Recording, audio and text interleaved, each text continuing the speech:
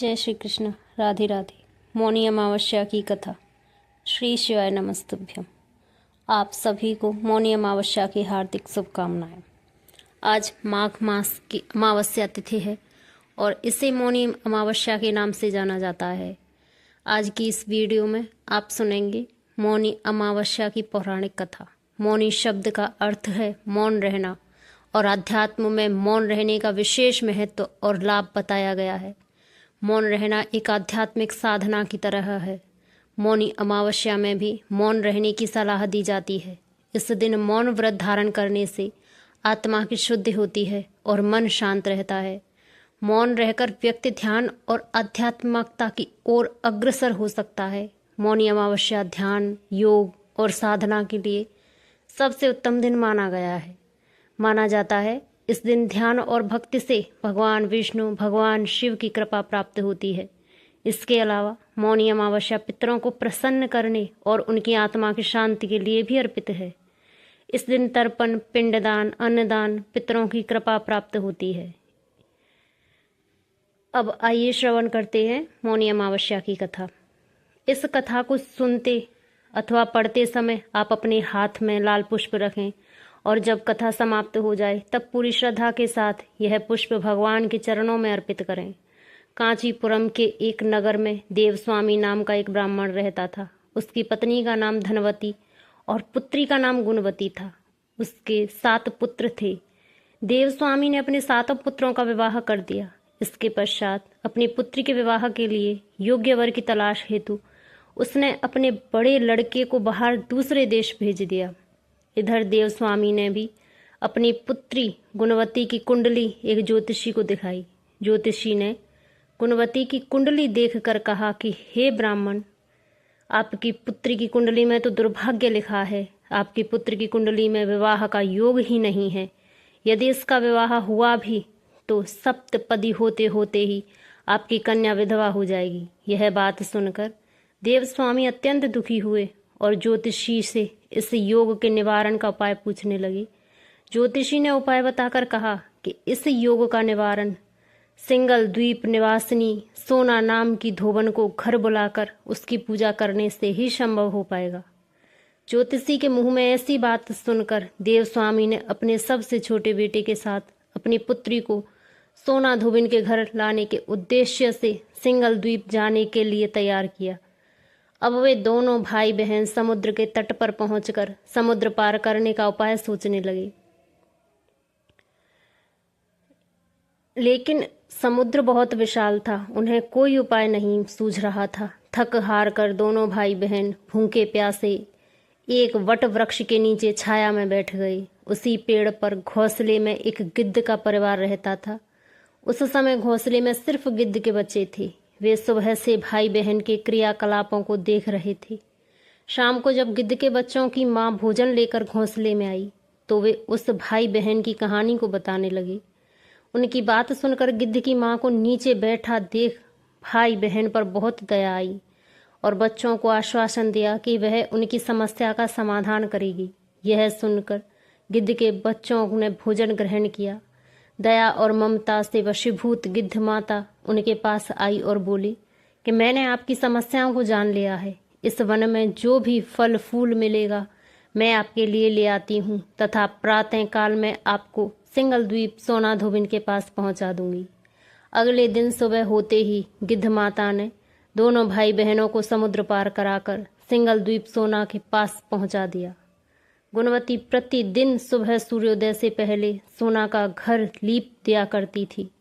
एक दिन सोना ने अपने बहुओं से पूछा कि प्रतिदिन सुबह हमारा घर कौन लीपता है, तो बहुओं ने तारीफ बटोरने के लिए कहा कि हमारे अलावा और कौन ऐसा करेगा। लेकिन सोना को उनकी बातों पर यकीन नहीं हुआ और वह यह जानने के लिए पूरी रात जागती रही। तभी उसने सुबह गुणवती को घर साफ करते हुए देख लिया और उससे उसकी परेशानी का कारण पूछा।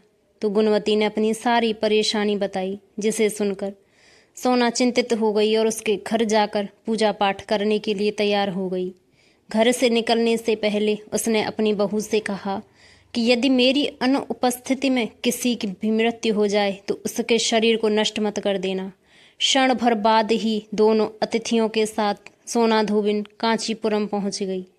दूसरे दिन गुणवती का विवाह संपन्न हुआ और सप्तपति होते होते उसके पति की मृत्यु हो गई, जैसा कि गुणवती के भाग्य में लिखा था।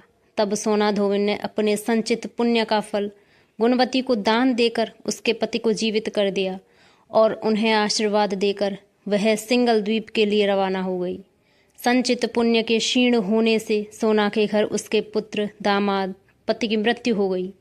यह जानकर नया पुण्य संचित करने के उद्देश्य से सोना धोबिन रास्ते में एक जगह रुक गई। नदी के किनारे पर स्थित एक पीपल के वृक्ष की छाया में भगवान श्री हरि का और भगवान शिव का पूजन उसने किया। पीपल के वृक्ष की 108 परिक्रमाएं की। इतना करते ही सोना धोबिन के पुत्र, दामाद और उसके पति पुनर्जीवित हो गए। उसका घर धन धान्य से भर गया। इस प्रकार निस्वार्थ भाव से सेवा करने का उत्तम फल सोना धोबिन को प्राप्त हो गया। इस प्रकार किसी भी अमावस्या तिथि पर या मौनी अमावस्या के दिन किसी पवित्र नदी में स्नान करके विधिवत भगवान विष्णु जी का पूजन अर्चन करके पीपल के पेड़ की परिक्रमा करने से मनोवांछित फल की प्राप्ति होती है तथा परिवार के सदस्यों पर भगवान विष्णु जी का आशीर्वाद सदैव बना रहता है। एक बार प्रेम से बोलिए भगवान श्री विष्णु की और माता लक्ष्मी की जय। मौनी अमावस्या के शुभ अवसर पर अब सुनते हैं अमावस्या माता की कथा। अमावस्या माता की कथा। पौराणिक कथा के अनुसार एक गांव में सास और बहू अकेले रहते थे। उनका बेटा विदेश में कमाने के लिए गया हुआ था। सास और बहू बहुत प्रेम से रहती थी। दोनों एक दूसरे की देखभाल भी करती थी। एक दिन बहू ने खाना नहीं खाया। तब सास पूछने लगी कि बेटा आज तुमने खाना क्यों नहीं खाया। तब बहू कहने लगी, सासू माँ आज मेरा अमावस्या माता का व्रत है, इसलिए मैंने खाना नहीं खाया। तब सास ने कहा कि बहू यह व्रत क्या होता है और इस व्रत को करने से क्या फल मिलता है, यह मुझे भी समझाओ। तब बहू कहने लगी कि सासू माँ अमावस्या माता का व्रत करने से बहुत पुण्य मिलता है। घर में अन्न धन का भंडार भरा रहता है, सुख शांति बनी रहती है, अटल सुहाग मिलता है, पुत्र की प्राप्ति होती है। इसी तरह से 3 मौनी अमावस्या माता का व्रत भी रखा जाता है। इस व्रत में हर वर्ष अलग अलग खाना खाया जाता है और विष्णु भगवान के मंदिर में चढ़ावा चढ़ाया जाता है या फिर किसी ब्राह्मण को दान दक्षिणा दी जाती है। इस व्रत में पहले शक्कर, घी और चावल से बना खाना खाया जाता है। पहले साल व्रत पूर्ण होने के बाद 1.25 किलो चावल और 1 कटोरी घी और 1 कटोरी शक्कर किसी ब्राह्मण देवता को दान में दिया जाता है। दूसरे साल जौ, घी और शक्कर से बना खाना खाया जाता है। इसी तरह जब दूसरे साल का व्रत पूर्ण हो जाए तब 1.25 किलो जौ, 1 कटोरी घी और 1 कटोरी शक्कर किसी मंदिर में चढ़ाया जाता है या किसी ब्राह्मण को दान में दिया जाता है। तीसरे साल गुड़, तेल और घी से बने व्यंजन खाने चाहिए। जब तीसरे साल का व्रत पूर्ण हो जाए तब आधा किलो तिल, गुड़ और 1 कटोरी घी किसी मंदिर में चढ़ाया जाता है या किसी ब्राह्मण को दान में दिया जाता है। इसे ही सासुमा 3 मौनी अमावस्या का व्रत कहा जाता है। फिर बहू बताने लगी कि माँ जी, इस व्रत का संकल्प करने के बाद इसे पूरा करना बहुत ज़रूरी होता है। अगर पूरा नहीं कर सकते तब घर में, परिवार में झगड़ा और घर में अशांति हो जाती है। तब सासू माँ कहने लगी, बहू मेरी तो उम्र हो गई है, लेकिन तुम यह व्रत ज़रूर करना। तब बहू यह व्रत करना प्रारंभ करती है। एक दिन बहू ने किसी के कहने पर गेहूं से बनी रोटी खा ली। अमावस्या माता इस बात से नाराज़ हो गई। अब जो सास और बहू एक दूसरे से प्रेम करती थीं, अब उन दोनों में झगड़े होने लगे। सभी गांव वाले भी हैरान हो गए कि इनके घर में यह सब क्या हो रहा है। सास अपनी बहू को कहने लगी, जब से तुम हमारे घर में बहू बनकर आई हो तब से हमारे घर की लक्ष्मी चली गई है। तुम हमारे लिए बिल्कुल भी शुभ नहीं हो। तब बहू ने कहा, माँ जी, आपके घर की लक्ष्मी चली गई है तो मुझे बताओ कि कहाँ मिलेगी, मैं लक्ष्मी को लेकर आऊँगी। तब सासू माँ कहते लगी, बहू लक्ष्मी तुम्हें समुद्र के बीच में भगवान विष्णु के पैर दबाते हुए मिलेंगी। यह सुनकर बहू यह कहकर चली गई कि माँ जी, अब तो मैं लक्ष्मी जी को लेकर ही आऊँगी, नहीं तो इस घर में मैं पैर नहीं रखूंगी। ऐसा कहकर बहू लक्ष्मी की खोज में चली गई। जब बहू लक्ष्मी की खोज के लिए निकली तब उसे बीच रास्ते में गाय माता मिली। गाय बहू से पूछने लगी कि आप कहाँ जा रही हैं। तब बहू कहने लगी, गाय माता, मेरी सास कहती है कि मेरे आने से उनके घर में अन्न धन की कमी हो गई है और उनके घर की लक्ष्मी चली गई है, इसलिए मैं लक्ष्मी को लेने जा रही हूँ। तब गाय माता कहने लगी कि बेटी, अगर तुम जा ही रही हो तो भगवान से मेरे बारे में भी पूछ लेना। तब बहू कहने लगी कि ठीक है गाय माता, मैं आपके बारे में भी पूछ लूँगी। तब गाय माता कहने लगी कि जब मेरा बछड़ा होता है तो वह मर जाता है, जिंदा नहीं रहता। तुम लक्ष्मी जी से पूछ लेना कि आखिरकार मेरे साथ ऐसा क्यों हो रहा है। मैंने ऐसे कौन से कर्म किए हैं जिसकी सजा मुझे मिल रही है। तब बहू कहने लगी, गाय माता, मैं आपके बारे में ज़रूर पूछ लूँगी। ऐसा कहकर बहू आगे बढ़ गई। अब आगे बढ़ गई तब रास्ते में उसे एक घोड़ी मिली जिसके गले में घंटी बंधी हुई थी। घोड़ी ने कहा कि बेटी, तुम मेरे दुख का निवारण लक्ष्मी जी से पूछ लेना। तब बहू कहने लगी, मैं ज़रूर पूछ लूँगी। ऐसा कहकर बहू आगे बढ़ गई। आगे जाते बहू को एक अंधा और बहरा बुजुर्ग मिला। उसने भी बहू से अपनी समस्या का निवारण पूछने के लिए कह दिया। तब बहू उसकी समस्या भी भगवान से पूछने को कहकर आगे बढ़ गई। आगे जाते ही बहू को एक बूढ़ी औरत मिली जो कि हाथ और पैर से अपाहिज थी। उसने भी बहू से कहा कि बेटी, जब तुम भगवान से मिलो तो उनसे पूछना कि आखिरकार मैं अपाहिज क्यों हुई, मैंने ऐसे कौन से कर्म किए थे। तब बहू उसकी समस्या पूछने के लिए तैयार हो गई और फिर आगे बढ़ गई। आगे जाते जाते बहू बहुत थक गई और एक आम के पेड़ के नीचे बैठ गई। आम का पेड़ बड़ा खुश होकर बहू से पूछने लगा, बेटी, कहाँ से आई हो और कहाँ जा रही हो। तब बहू कहने लगी कि वह लक्ष्मी जी को लेने जा रही हूँ।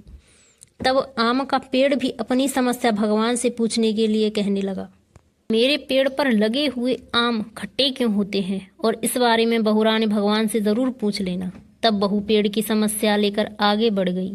थोड़ी दूर जाने पर बहू को एक तलाई मिली। वह भी बहू से कहने लगी कि बहू, तुम भगवान से पूछना कि मेरी तलाई का पानी इतना मैला क्यों है और यहाँ आकर पानी नहीं पीता। तब बहू कहने लगी, मैं ज़रूर पूछ लूँगी।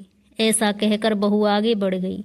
बहुत दिनों से जंगल में चलते चलते बहू थक गई। उसे भूख भी लगी थी लेकिन खाने को कुछ नहीं मिला तो वह भूख और प्यास से बेचैन हो गई, जंगल में बेहोश हो गई। उसी समय भगवान श्री हरि और माता लक्ष्मी जी घूमते हुए उधर जा रहे थे।